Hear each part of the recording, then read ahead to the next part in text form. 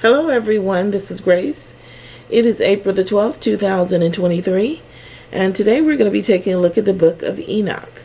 We're going to be looking at the sun under chapter 72, the book of the courses of the heavenly luminaries. So let's go ahead and get started. Well, let me start off by saying that I understand that this book is a forgery. We're just going to look at it and see if we can garner some information that it might be supported by, that does not conflict with the Bible. Of course, if it conflicts with the Bible, it must be thrown out. So let's go ahead and get started. The Book of the Courses of the Heavenly Luminaries, Chapter 72, the Sun. The Book of the Courses of the Luminaries of the Heaven, in the relation of each according to their classes, their dominion, and their seasons, according to their names and places of origin, and according to their months, which Uriel, the holy angel, who was with me, who is their guide, showed me, and he showed me all their laws exactly as they are, and how it is with regard to all the years of the world and unto eternity. Hold on. Till the new creation is accomplished, which dureth till eternity. I cannot, it does not give you explanations for all of these. Well, maybe it does. I may have overlooked some. It gives you explanations for most things, but it seems as though there were a few things that were missing. Mostly noticeable when you start at the portion with the moon. I don't think I had a lot of problems with information missing in regards to the sun, but you'll see as we go through it. It says, Uriel, the holy angel who is with me, who is their guide. So we know that the angels have jobs in heaven. So I guess he is saying that Uriel is over the luminaries. We, of course, know that. Well, this is probably not true. This is probably not true that one angel is over all of the luminaries, because in the Bible there is an angel standing in the sun.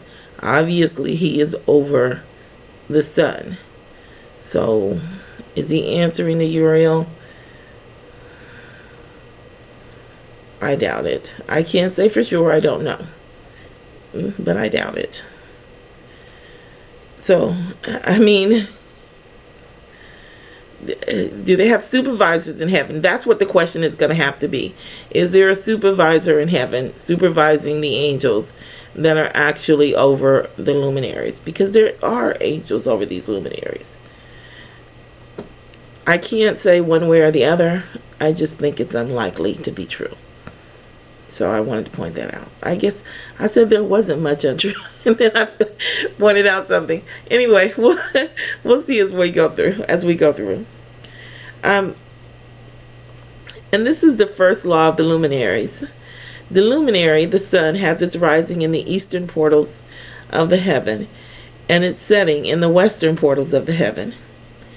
And I saw 6 portals in which the sun rises, and 6 portals in which the sun sets. And the moon rises and sets in these portals, and the leaders of the stars and those whom they lead. So we'll stop there for a moment. We know that the moon and the stars are on an ordinance according to the Bible. It says the leaders of the stars and those whom they lead, as though it's something separate from the sun. It can be included with the moon because I saw 6 portals in which the sun rises and 6 portals in which the sun sets. And the moon rises and sets in these portals, and the leaders of the stars and those whom they lead.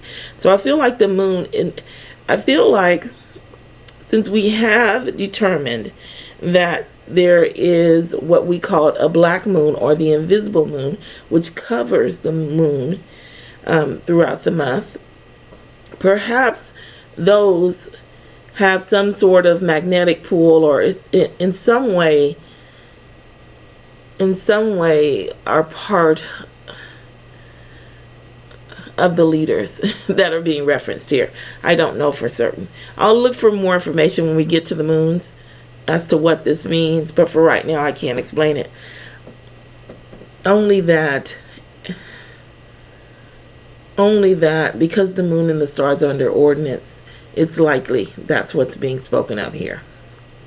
Okay, so 6 in the east and 6 in the west, and all following each other in accurately corresponding order. So let's look at that. So this is my map here of this is looking down on the dome. This would be the side. So you would have the first portals are at the top, and then going outward, the second, the third, the fourth, the fifth, the sixth. And looking down on the portals, where is it at? Here we go. You have, of course, north goes out. We don't live on a globe earth, excuse me. So north actually goes out, and south, of course, goes in, as I have here my little S there. Okay? East and west is going to change depending upon where you are on the map. For instance, if you are here on the map, north, of course, would be pointed out. South would be pointed in toward the center of the earth. East, you would still have your... Okay, I could not get my mind to fix this outside of the way it's been taught to us. And so whenever I would look at the map, I would see it north, south, and then east to the right and west to the left. I just couldn't figure it out any other way. So that's the way we have to do it here. Okay, it's just too ingrained in my mind for me to think of it another way. So east is coming from the right of the north. So it's going to go this way. West, if it was, and it's headed toward the west. West is this side. If it heads east, then it heads that way. Okay? So north, south, east, west. If we were looking straight up and down, it would be north going out, south going in, east on this side, and west on that side. That's if you were located right here in the center. Okay, so let's clear that. And then this is looking down. So you have your first portal in the center, your second, third, fourth, fifth, sixth. You have your east side where the sun rises, and your west side. And of course this line would vary depending upon where you are on the map. All right, let's continue. And also many windows to the right and to the left of these portals. I didn't feel like the windows were necessary. Just understand that they can travel in many different directions in these portals. They can go to the left, to the right. There's a lot of different windows. And since I don't know where they are, I didn't feel the need to draw them. So, also many windows to the right and to the left of these portals. And first there goes forth the great luminary named the sun, and his circumference is like the circumference of the heaven, and he is quite filled with illuminating and heating fire. Now there's no evidence of fire on the sun in the Bible, nothing conclusive which I could find. So it could be figurative here as well. The chariot on which he ascends, the wind drives, and the sun goes down from the heaven and returns through the north in order to reach the east. This is why I have the portals numbered the way that I do. When you look at this, it tells you, we'll have to read down a little bit further, but it's telling you that in order to come to the beginning of the year, the sun goes down from the heaven and returns through the north in order to reach the east. So if it's going down, and it's going out toward the north. It is returning in order, It is returning in order to reach the new year. So it's returning until it reaches the fourth portal, and it's headed north. So if it's headed north, it goes the 4th, the 5th, the 6th, and back. And that matches the Bible. The sun goes down from the heaven and returns through the north in order to reach the east, and is so guided that he comes to the appropriate, literally that portal that shines in the face of the heaven. In this way, he rises in the first month in the great portal, which is the 4th, those 6 portals in the east. It says literally that because throughout the writing, it is going to refer to the portals in the east as that portal. And it expects for you to understand that it always rises in the east and it always sets in the west. Okay? So the new year begins in the 4th portal of the 6th portal at where the equator is located. That's where the new year is going to begin. In this way, he rises in the first month of the year, in the great portal, which is the 4th. Those 6 portals in the east, of the ones in the east. And in that 4th portal from which the sun rises in the first month are 12 window openings, from which proceed a flame when they are opened in their season.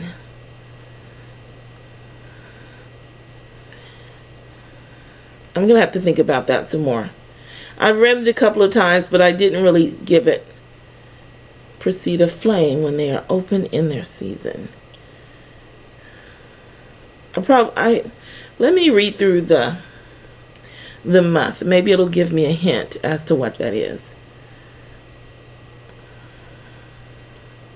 I don't recall any kind of hint as to what it was in this portion of the writing. So I kind of just forgot all about it, and then I'd read it again, and then I'd forget all about it again. But anyway, I don't know what is meant by that. When the sun rises in the heaven, he comes forth through the 4th portal 30 mornings in succession and sets accurately in the 4th portal in the west of the heaven. We understand that. 30 mornings, 4th portal.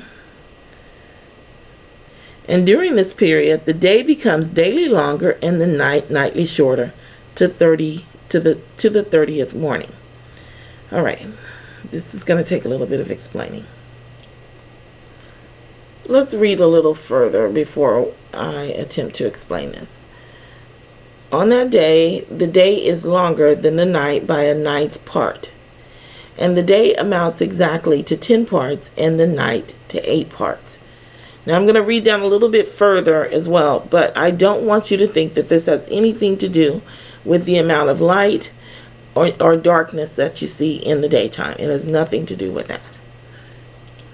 But it's going to be repeated over and over, so let's just get down a little bit further so that we can look at the pattern, and then we'll discuss what is meant by the day and the night. And the sun rises from that 4th portal and sets in the 4th portal and returns to the 5th portal of the east 30 mornings and rises from it and sets in the 5th portal.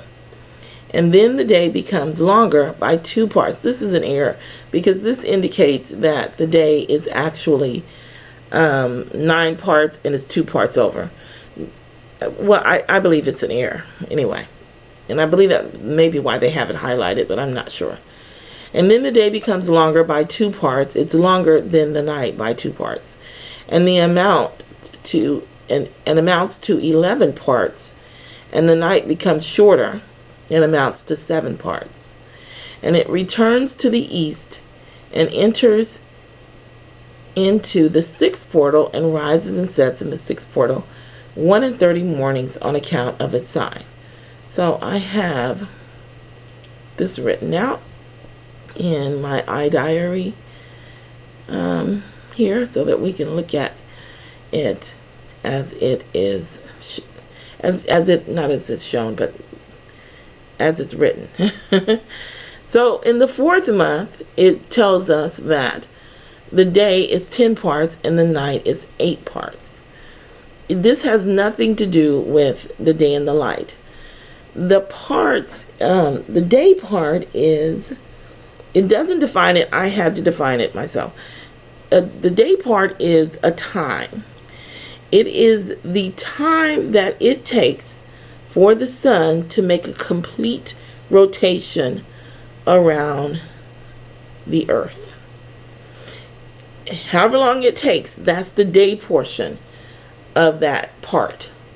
And the remaining portion is the night.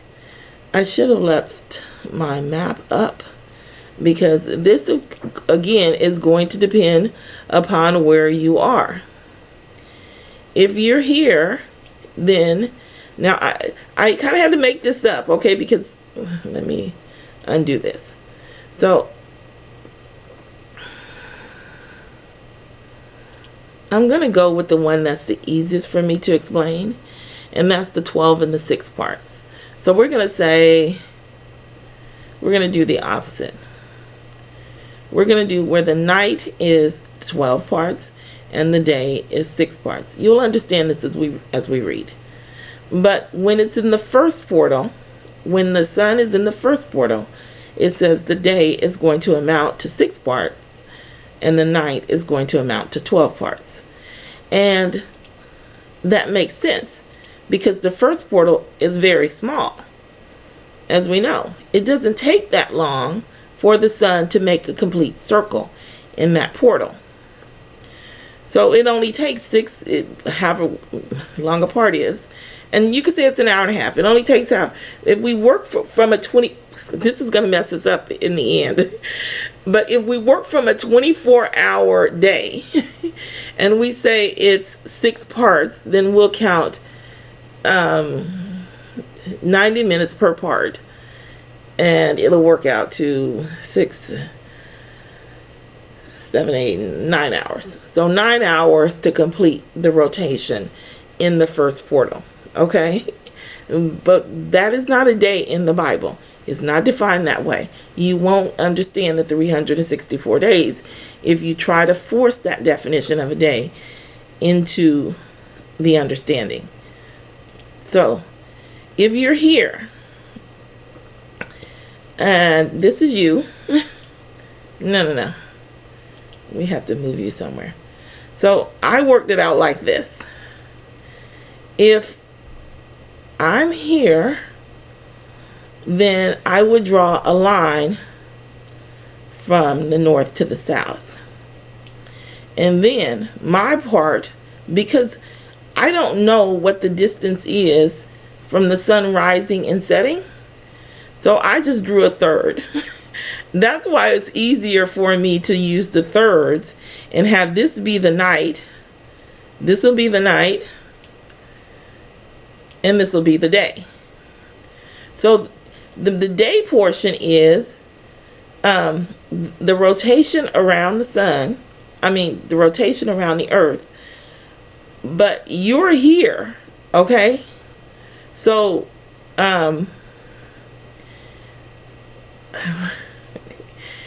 this would be considered, I don't really understand, I don't know how to explain this. You're here, so this is your day. This is your daylight from when the sun hits the horizon in the east and sets in the west. But, of course, if you're over here, then this is your daylight, and this, of course, is the night.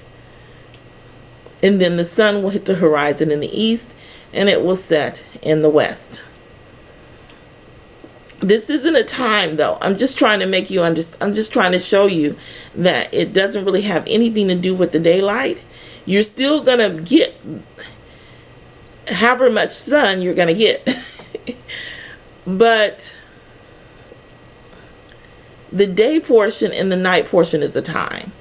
Of course, the time is going to be longer for the daylight in the 6 hour. And you'll see that as we go through, because it takes longer to get from here to make a circle all the way around to the other side here. So it takes longer. But the closer you get in, the quicker it goes. And so you'll see less and less time for the daylight hours.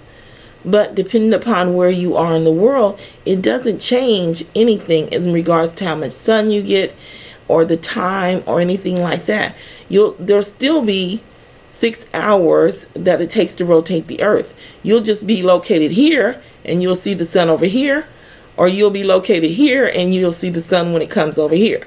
But the same 6 hours, it's not 6 hours, the same amount of time that it takes to traverse from here to here is the same amount of time that it's going to take to traverse that same area where you live.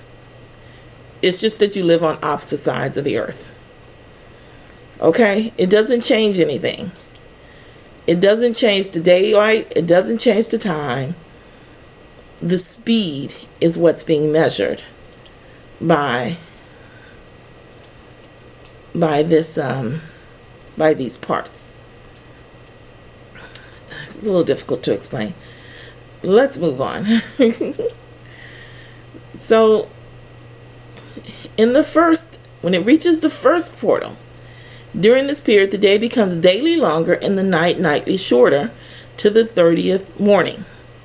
Why is it becoming longer? It's becoming longer because it's headed north. Oh, wrong one. It's because it's in the fourth portal. It's going 30 days heading out, and it's taking longer because the circumference of the earth is going out further and further. Oops, hold on. So during this period, the day becomes daily longer and the night nightly shorter to the 30th morning. On that day, the day is longer than the night by the 9th part, and the day amounts exactly to 10 parts and the night to 8 parts. That's the speed. And it rises from that fourth portal and sets in the fourth and returns to the fifth portal of the east 30 mornings and rises from it and sets in the fifth portal. And then the day becomes longer by 2 parts. And it goes on. And then it gives you 31 days in the sixth portal. Of course, I can't check any of this. So I don't know. I don't know if there's any conflicts. I was really looking for conflicts with the Bible. So I can't check any of it. I'm just telling you what it says. On that day, the day becomes... Now, one of the things you want to understand is that in the Bible, we begin our year at the beginning of the month. That's Exodus 12 verse 2.